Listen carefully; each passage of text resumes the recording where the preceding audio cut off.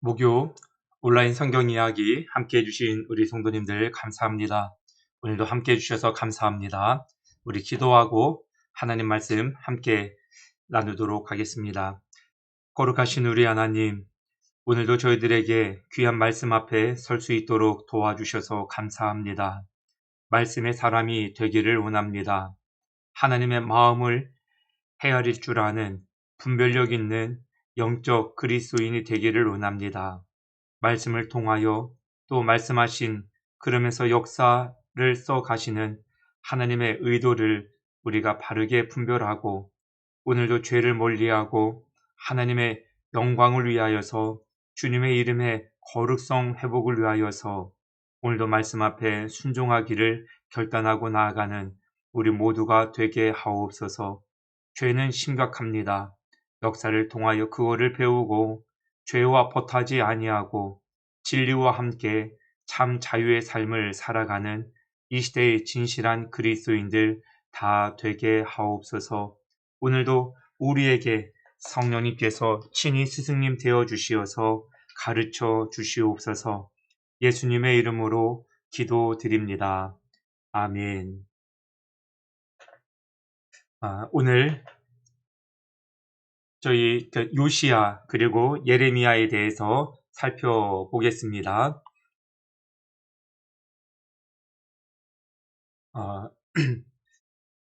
이제 잔존 유다 왕국 시대 이제 거의 끝 무렵에 이르렀습니다. 오늘 1차 외세의 침입, 갈그미스 전투, 애굽의 바로 느고 침입 잠깐 살펴보겠습니다. 지금 저희들은 계속해서 잔존 유다 왕국 시대를 살펴보고 있습니다. 지금 잔존 유다라고 하는 것은 북이스라엘은 아수르에 의해서 지금 멸망당했고 이제 유다의 역사만 진행되어지고 있는데 지금 유다도 하나님의 말씀을 등한히 하는 일로 여러 가지 외세적인 배경으로는 위태로운 상황입니다. 그런 상황 속에서 정말로 하나님 말씀대로 살아보자 종교개혁을 단행하고 다윗처럼 하나님 보기에 선하게 행했던 왕들도 있습니다만 결국 악의 세력을 이기지 못하지요. 오늘 그 상황들의 일부분을 함께 살펴보겠습니다. 히스기야 왕 시대였고요. 우리 지난 시간에도 살펴보았죠. 히스기야 왕의 치적 그리고 므낫세와 아몬. 히스기야가 하나님 앞에 기도하였습니다. 이사야를 통하여서 병에 걸려서 이제 죽게 될 것이다. 그 이야기를 들은 히스기야가 하나님 앞에 면벽 기도를 드립니다. 전적으로 하나님만 바라보고 기도를 드리는 것이죠. 그래서 하나님께서 다시금 응답해 주셨습니다. 해 그림자를 뒤로 물리게 하시면서까지 히스기야의 생명을 15년을 연장해 주셨어요. 그때 아마도 낳은 아들이 므낫세입니다. 므낫세가 12세 왕위에 오르게 되어지고 55년을 통치하는데 남유다 북이스라엘 통틀어서 정말 악한 통치를 합니다. 북이스라엘의 아합만큼 아합보다 더 그리고 남유다의 모든 우상 숭배했던 행태들을 그대로 다 모아다가 55년 동안 최장 기간이죠. 우상 숭배하는 일에 앞장서고 백성들로 하여금 하나님을 멀리하도록 하는데 앞장서지요. 그의 아들이 아몬인데 아몬 또한 그렇습니다. 므낫세와 아몬 시대를 이어가면서 히스기야 때 회복해왔던 종교적인 어떤 하나님의 말씀으로의 돌아갔던 회개했던 모든 것들을 다 까먹고 말아버립니다. 그런 이유 때문에 하나님의 심판으로 외세의 침입이 있게 되어집니다. 죄를 지으면 하나님께서 반드시 인생 채찍을 드신다는 것이 성경의 교훈이에요. 예, 죄는 임계점이 다다르면 반드시 하나님의 진노가 임하게 됩니다. 죄는 정말 값을 톡톡히 지불하게 되어져 있습니다. 말씀에 순종하여 살면 결과로 복을 받는 것과 마찬가지로 죄와 결탁하여 살면 반드시 하나님의 진노가 있게 되어진다는 것. 그래서 외세의 침입이 5차까지 진행되어집니다. 1차는 애굽에 공격을 당하고요. 2차부터 5차까지는 바벨론에 공격을 당하게 됩니다. 우리 히스기야 왕 시대의 이사야, 미가, 나훔 이야기를 지난 시간에 살펴보았습니다. 1차 때 외세 침입이 바벨론에 의해서 애굽에 의해서 이루어지게 됩니다. 지도를 좀 한번 볼까요? 외세 침입이라고 한 것이 그냥 한 나라 바벨론 제국의 침략만 있었으면 그냥 바벨론이라 이야기했을 텐데, 바벨론이 일어날 때 북방의 여러 족속들이 함께 또 동참을 하는 이유도 있고, 이쪽이 애굽이거든요. 애굽도 남유다를 공격을 해요. 그래서 복합적으로 외세의 침입 이렇게 설명을 합니다. 바벨론 제국이 이쯤에 있고요. 애굽이 여기에 있어요. 사실 지도상으로 표현해서 이렇지 애굽도 바벨론 못지않게 이쪽 뒤편으로 땅이 굉장히 크지요. 아수르 제국이 멸망되어지고 바벨론 제국이 신흥 강국으로 등극을 할 때 애굽은 그 이전 오래 전부터 역사 무대의 최강국으로 자리 잡고 있는 거예요. 이 두 세력이 전쟁을 하게 되어지는데 이쪽에 갈기미스라고 하는 지역이 있습니다. 바로왕 애굽의 바로 느고도 이쪽으로 군대를 이끌고 올라가고요. 바벨론 나보폴라살도 이쪽으로 군사를 이끌고 가서 여기서 전쟁을 치르는 거예요. 그런데 나보폴리살과 바로 느고, 애굽이 바로 느고가 군대를 끌고 이쪽으로 올라갈 때 무깃도를 지나가게 됩니다. 이 무깃도가 유다 영내에 있습니다. 그런데 요시야 왕이 이 무깃도에 나가서 바로왕 느고에게 이쪽에 가지 말라 싸움을 말려요. 그것 때문에 그 전쟁에서 사망하게 되어집니다. 참 안타까운 모습이에요. 좀 나중에 좀 다시 살펴보겠습니다. 무깃도에서 요시야 왕이 사망을 하게 되어지고 요시야 왕의 치적이 있지요. 살펴보게 될 건데요. 중요한 것은 예레미야 시대 때 활동했던 선지자가 예레미야와 스바냐, 이 정도로 기억해 두시면 좋겠습니다. 우리 앞서 히스기야 왕이 있었죠. 히스기야 왕 때 연관된 선지자는 이사야와 미가였지요. 히스기야 때는 이사야 선지자, 미가 선지자, 그리고 이 요시야 왕 때는 예레미야와 스바냐. 우리 북이스라엘의 아합 때도 활동했던 선지자, 대표적인 선지자가 엘리사와 엘리야가 있었습니다. 이렇게 짝을 이루어서 이해를 하시면 조금 도움이 될 듯 합니다. 이쪽에서 전쟁으로 가는데 막지요.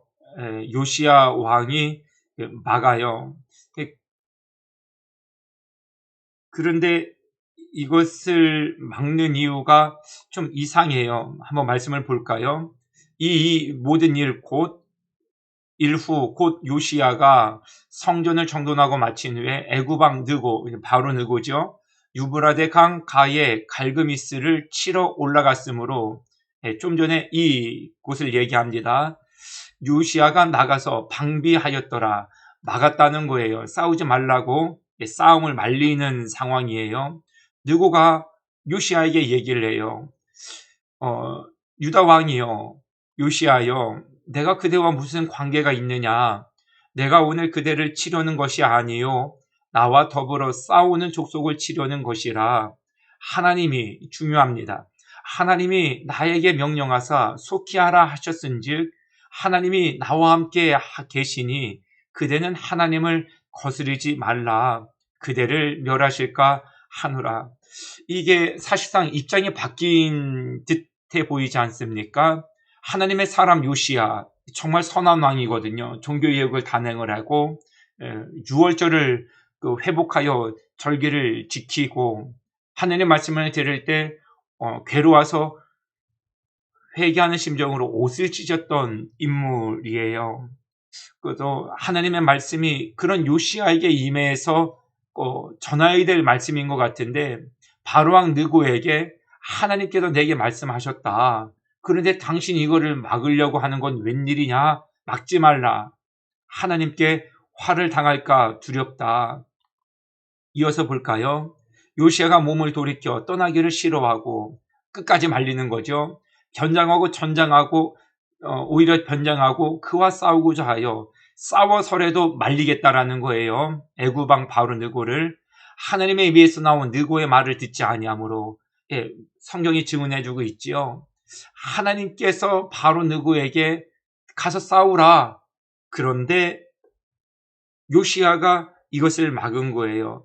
그러니까 이유는 좀 불분명합니다만 안타까운 상황이죠.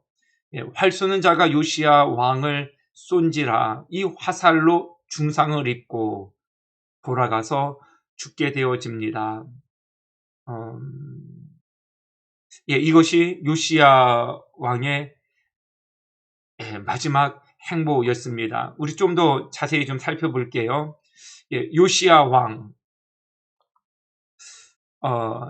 성경은 왕하 22장에서 23장에서 요시야를 소개해주고 있고요. 그 요시야가 성전을 수리를 해요. 근데 요시야가 8세의 왕에 등극을 해요. 어린 나이죠. 어린 나이에 등극을 하고 25세 때에 성전 수리를 합니다. 이제 제법 이제 성년이 되어서 이제 시작을 하게 되어지고 hil기야 선지자를 통하여서 율법책을 성전 수리하던 중에 발견하고 그 성경이 읽혀질 때 옷을 찢고 회개를 합니다. 그 말씀이 있죠. 성전을 수리하다가 hil기야 제사장이 율법책을 발견하고 사반이 율법을 낭독할 때 옷을 찢고 회개한다. 성경 말씀을 볼게요. 왕이 율법책을 말을 듣자 곧 그의 옷을 찢느니라. 안 것이죠.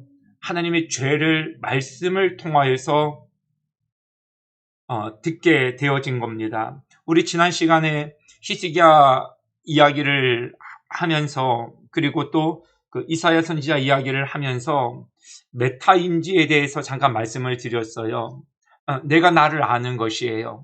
내가 나의 연약함, 내 죄성, 내 영적인 상태 그거를 아는 겁니다. 그거를 아는 데서부터 출발을 해야 믿음이 좋은 그리스도인이 될 수 있어요. 근데 이 영적 메타인지는 무엇이 그 기능과 역할을 하게 하느냐? 하나님의 말씀이라는 것입니다.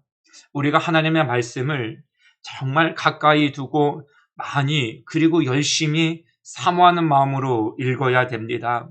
말씀을 통해 우리가 지혜가 생겨요. 주님의 말씀을 마음에 새기는 거예요. 마음이 움직여지지 않습니까? 마음이 변화되어진다고요. 그러면 생각하는 바가 달라져요. 변화가 시작되어지는 것이죠. 마음이 변화되어지고 생각하는 인지기능들이 새로워지면 행동이 달라질 수밖에 없어요. 죄를 지은 것이 괴로워지고요. 이제는 선한 일을 하는 것이 번거로웠던 일로 여겨졌는데 그것이 그렇게 즐거운 일이 되게 한다는 것이죠.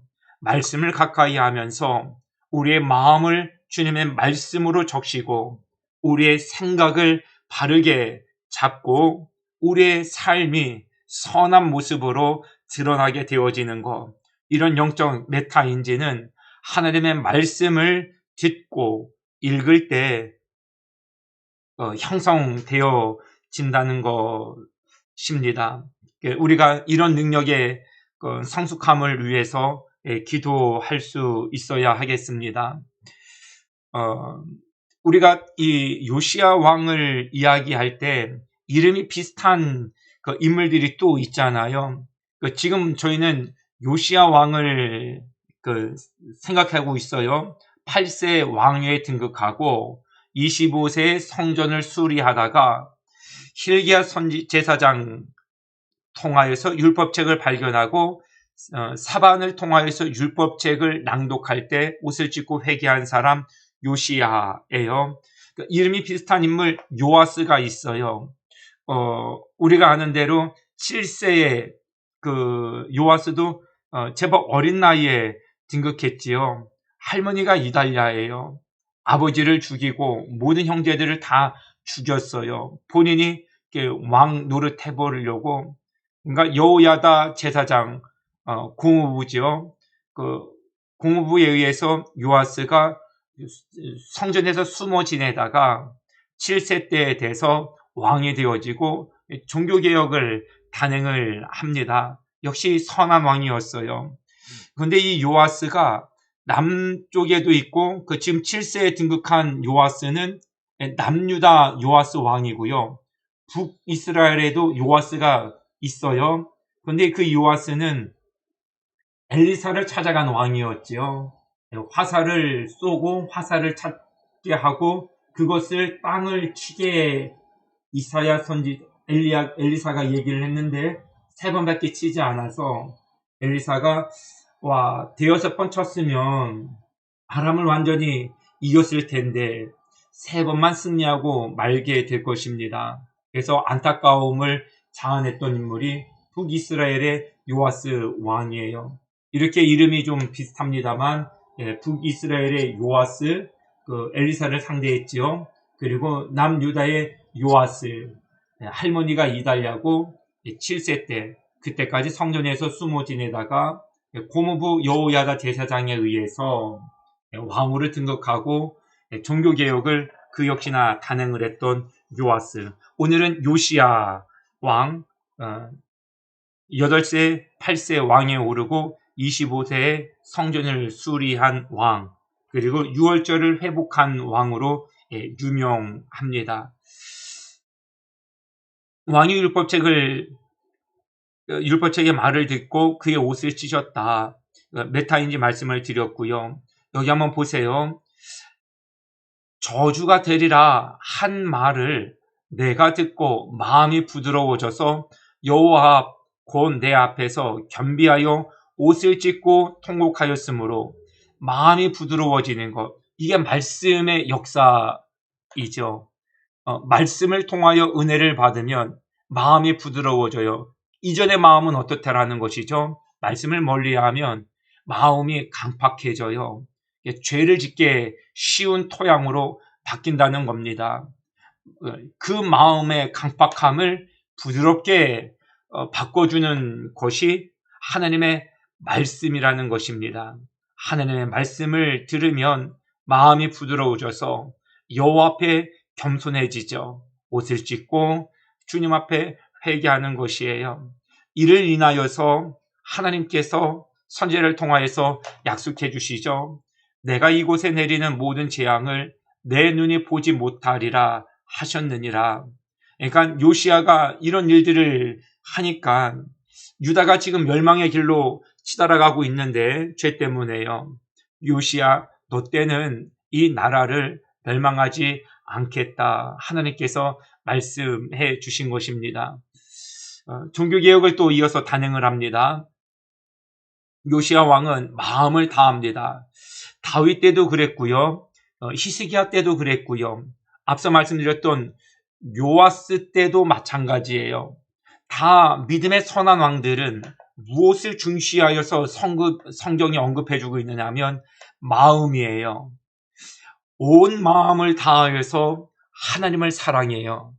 온 마음을 다하여서 모든 잘못된 것들을 바로잡으려고 그래요.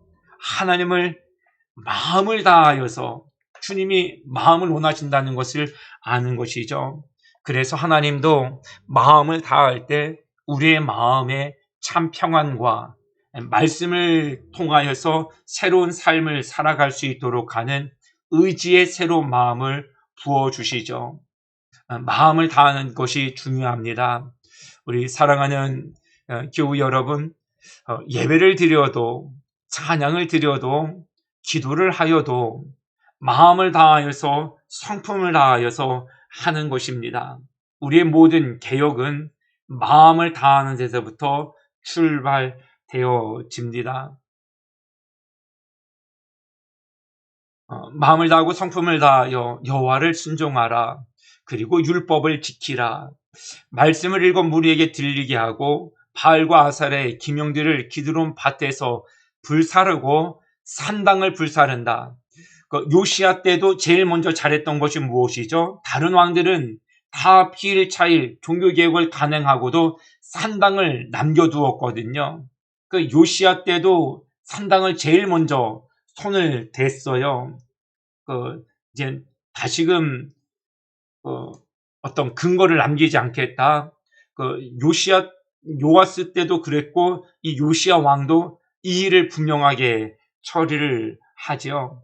하나님은 의지가 분명한 신앙인들을 좋아하셔요.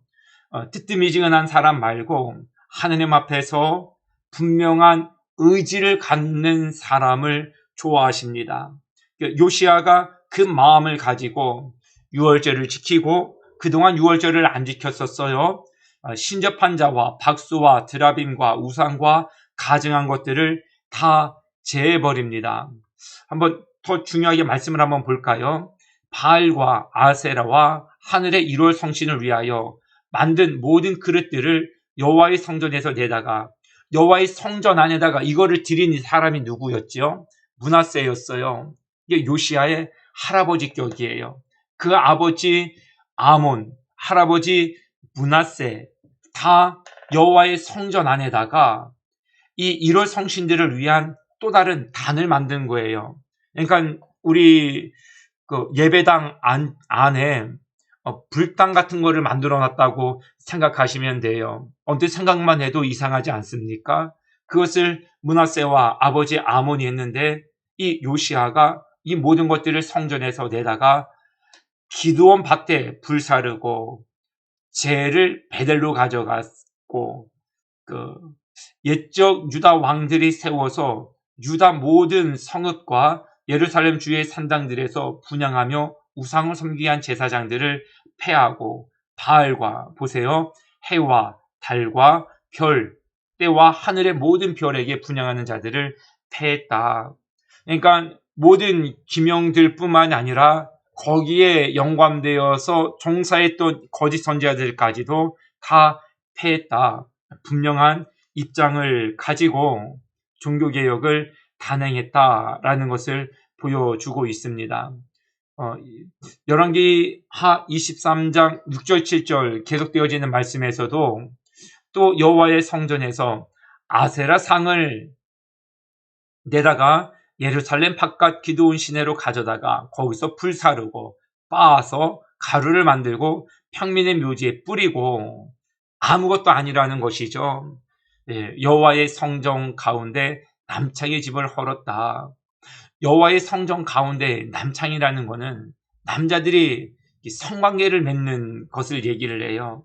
그러니까 하나님의 성전 가운데 이런 일들이 자행되어지고 있었으니 하나님께서 그냥 두고 보실 수가 없으셨겠지요. 그래서 하나님께서 심판의 막대기를 들고 멸하시기를 결심하셨던 것이었습니다.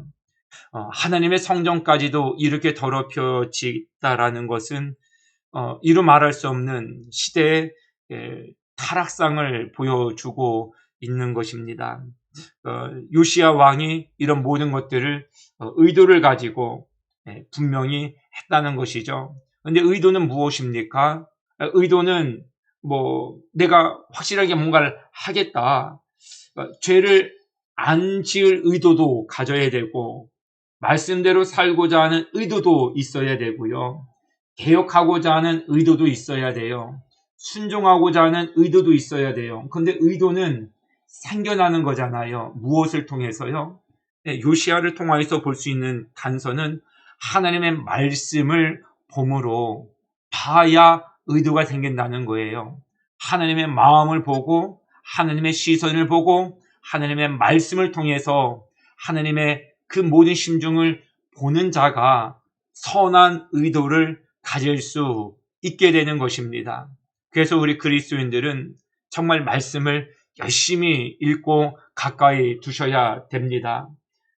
하나님의 말씀을 통하여서 생기는 의도는 그렇지 않은 다른 의도와는 분명히 다르죠. 새로운 결심, 또 새로운 결단, 말씀을 읽으면 희망적인, 긍정적인, 믿음적인 이런 의도가 생겨요. 그래서 그리스도인들이 시대의 희망이 되어질 수 있는 것이죠. 요시야 왕 잠깐 살펴보았습니다. 열왕기하 22장, 23장 말씀이고요. 성전 수리와 종교 개혁 크게 두 부위로 나눕니다. 22장과 23장으로 나뉘고요. 성전을 수리하다가 힐기야, 힐겨봤다 이런 게 아니죠. 힐기야 제사장이 율법책을 발견하고 이건 굉장히 중요한 사건이에요. 그리고 사반이 율법을 낭독할 때 옷을 찢고 회개했습니다. 요시야 왕, 선한 왕들의 중요한 점이 마음이었다는 것, 하나님 우리에게 마음을 원하신다는 것을 보여줍니다. 마음을 다하고 성품을 다하여 여호와를 순종하라. 말씀을 읽어서 무리에게 들려주었습니다. 바알과 아세라의 기명들을 기드론 밭에서 불사르고 산당을 불사르지요. 중요한 것이 있어요. 6월절 절기를 지키게 했다는 것이에요. 이때까지 6월절 절기를 지킨 왕들이 없었었어요. 절기는 하나님 신앙에 대한 리듬과 같아요. 리듬을 타는 것이죠. 하나님을 가까이 하고 또 세상 살다가 또 좀 멀어진다 싶으면 또 주님을 가까이 하고, 절기가 주는 어떤 외적인 어떤 유익함이 있는데 그 감각까지 잃어버릴 만큼 선대 왕들은 마음을 다하여서 우상 숭배를 했지요. 요시야 왕이 마음을 다해서 율법을 지키고 말씀을 읽고 모든 우상 숭배 산당들을 불사르고 6월절을 회복하여 지키고 모든 우상과 가증한 것들을 제하여 버렸다. 우리 이어서 예레미야를 잠깐 앞부분만 생각해 보도록 하겠습니다. 예레미야는 52장으로 구분되어져 있고요. 아까 지도에서 애굽의 바르느고가 갈그미스로, 그리고 바벨론의 나보폴리살이 다시금 군대를 이끌고 갈게미스로, 이때 애굽왕 바르느고를 막아서죠. 싸우지 마십시오. 요시야가 이 무기또 전쟁에서 죽임을 당하게 되어집니다. 이 요시야 왕이 왕으로 활동을 할 때 예레미야가 선지자로서 시작을 합니다. 그 시점이 중요하기 때문에 이걸 다시 한번 봤어요. 예레미야 선지자는 요시야 왕 때 사역을 시작을 해서 거의 초반에 왕성한 사역은 요시야 왕의 왕정 시대에 교차하여서 시대가 맞물려 있습니다. 그래서 요시야 왕 하면 예레미야와 스바냐 선지자, 이렇게 이해를 하시면 도움이 되겠습니다. 예레미야서입니다. 유다와 이방을 심판 예언합니다. 1장부터 29장까지가 심판 내용이고요. 30장부터 52장까지가 회복입니다. 우리 먼저 이사야 또 두 부분으로 구분되어지는 것 살펴보았습니다. 앞부분 1장부터 39장이죠. 죄와 심판에 대해서, 그리고 40장부터 이사야 66장까지니까요. 66장까지 회복에 대해서, 죄, 심판, 회복, 구도는 똑같습니다. 이사야를 우리가 어떻게 외웠느냐면 3927 이렇게 기억했어요.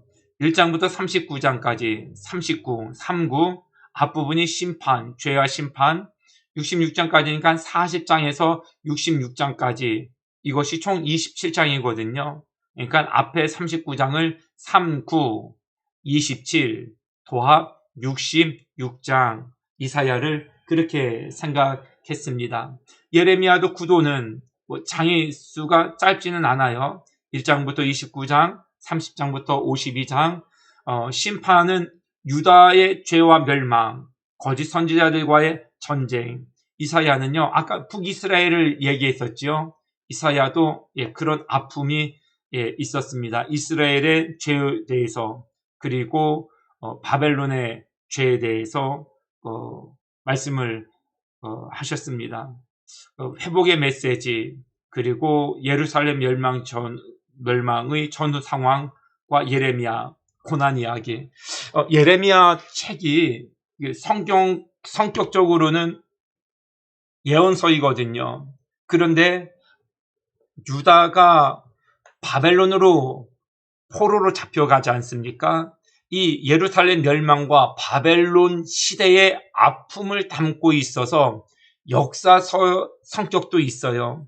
그러니까 예레미야서를 이해할 때 예언서, 하나님께서 멸망하실 것이다라고 하는 경고의 말씀을 예언서로도 담고 있으면서 동시에 유다의 멸망과 바벨론의 포로 생활을 과정을 담고 있기 때문에 역사서로도 이해를 할 수 있습니다. 1장부터 25장, 26장부터 29장, 이 30장부터 나머지 장이 이렇게 차지하고 있고요. 우리가 잘 아는 예레미야의 소명장, 그 1장이 나오고요. 유다의 죄악에 대해서 이야기를 해요. 죄가 많지요.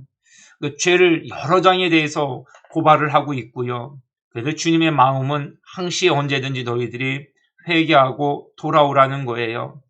이 장수가 거의 비례하다시피 차지를 하고 있어요.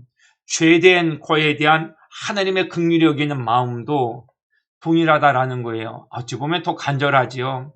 하나님의 주권을 말씀하고 있고요. 유다의 멸망과 70년 포로 생활에 대해서 이야기를 해요. 예레미야를 통하여서 하나님께서 남유다에게 이야기를 하는 것은 바벨론의 포로로 잡혀가라는 거예요. 이게 무슨 복음입니까? 저주지. 그런데 그간에 또 지은 죄가 있잖아요. 다시 갔다가 다시 돌아와서 우리 새로운 마음으로 다시 한번 시작해보자. 이제 그런 마음이시죠. 예레미야에게 이것을 계속 전하는데 시드기야가 결국은 말을 듣지 않아요. 바벨론에 끌려갈 때 참 처참한 모습으로 붙잡혀 가게 됩니다. 예레미야의 소명, 이스라엘의 회복을 의미하는 살구나무까지 심 환상, 심판을 의미하는 끓는 가마 환상을 보여주셔요. 우리 이 말씀 잘 아는 말씀이죠. 우리 같이 한번 읽어볼게요. 여호와께서 내게 이르시되 너는 아이라 말하지 말고 내가 너를 누구에게 보내든지 너는 가며 내가 내게 무엇을 명령하든지 너는 말할지니라. 하나님은 하나님의 사람들에게 거의 비슷한 패턴으로 말씀을 하셔요. 왜 그러냐면 하나님 앞에 부름을 받은 모든 믿음의 사람들 또한 예레미야처럼 반응을 보였거든요. 내가 할 수 없습니다. 내가 정말로 적임자죠. 저를 참 잘 찾아오셨습니다. 이런 믿음의 사람들이 없었어요. 다 나는 부족하고 연약하고 말도 못하고 아이이고 그런 입장을 취하는 것이죠. 본인을 잘 아는 거예요. 영적 메타 인지가 정확하게 발달한 인물들이라 볼 수 있어요. 그때마다 하나님 말씀해 주셔요. 너는 그렇게 얘기하지 말라. 내가 너를 누구에게 보내든지 너는 가며 내가 내게 무엇을 명령하든지 너는 말할지니라. 모세도 그랬고요. 이사야도 그랬고요. 엘리야, 엘리사도 다 마찬가지 반응이에요. 하나님은 겸손한 사람을 들어 사용하시고요. 능력이 있고 없고는 중요하지 않아요. 하나님의 능력이 많으시니까 하나님의 능력으로 하나님 채우셔서 쓰시니까 중요한 것은 순종하느냐 마느냐는 전적으로 저와 우리 성도님들의 몫이라는 것입니다. 어찌하든지 상황이 어떠하든지 내 입장이 어떠하든지 내 능력에 상관없이 하나님께 순복하여 나가는 우리가 되어질 수 있기를 바랍니다. 내가 북방 왕들을 모든 족속들을 부를 것인즉 예루살렘 그러니까 남유다를 심판하시기 위해서 북방의 왕국들의 모든 족속들을 부를 것이다. 그런데 진짜로요. 나중에 말씀을 이제 볼 때에 갈대아 부대, 아람의 부대, 모압의 부대, 암몬 자손의 부대를 다 바벨론 국가와 함께 보내요. 그래서 이 예루살렘을 포위를 해요. 토성을 쌓아놓고 2년 가까이. 그때 히스기야가 남유다의 마지막 왕이거든요. 목전들고 백성들을 놓고 도망 나오다가 갈대아인의 부대에 붙잡혀서 바벨론 왕 앞에 끌려가요. 거기에서 아이를 죽는 것을 두 눈으로 보고 눈이 뽑혀서 쇠사슬에 온몸이 감겨서 바벨론으로 끌려가게 되어지는 상황이 보여집니다. 하나님의 말씀이요. 내가 북방 왕국들의 모든 족속들을 부를 것인즉 정말 부르셨어요. 하나님의 말씀은 정말로 거짓됨이 없이 이루어집니다. 1.1핵도 거짓 없이 이루어집니다. 두려운 마음으로 하나님 말씀 앞에 겸손히 살아갈 수 있어야 합니다. 그것이 잘 사는 방법이요. 가장 지혜롭게 사는 방법입니다. 어떤 죄들 말씀하시는지 볼까요? 내 백성이 두 가지 악을 행하였나니 곧 그들이 생수의 근원되는 나를 버린 것과 스스로 웅덩이를 판 것인데 그것은 그 물을 가두지 못할 터진 웅덩이니라. 이어서 볼게요. 너희는 예루살렘 거리를 빨리 다니며 그 넓은 거리에서 찾아보고 알라. 무엇을 찾아보라고 하느냐 하면 너희가 만일 정의를 행하며 진리를 구하는 자를 한 사람이라도 찾으면 내가 이 성을 용서하리라. 아브라함이 소돔과 고모라 땅에서 롯을 위해서 기도하고 그 성민들을 위해서 기도할 때 50명이 있으면 용서하시겠습니까? 10명이 있으면 용서하시겠습니까? 이렇게 인원수를 줄여나가요. 용서하겠다. 그 말씀은 무슨 말씀이죠? 그런 소수조차도 없다라는 것이죠. 그런데 여기는 더 하나님께서 심하게 평가를 하시고 냉정하게 말씀을 하시죠. 단 한 사람이라도 찾으면 내가 이 성을 용서하리라. 없다는 거예요. 노아 시대 때는 노아의 가족이라도 남아 있었으니까, 아브라함 때는 아브라함부터 다시 시작하면 됐었으니까, 근데 이 시대에는 한 사람도 없다는 거예요.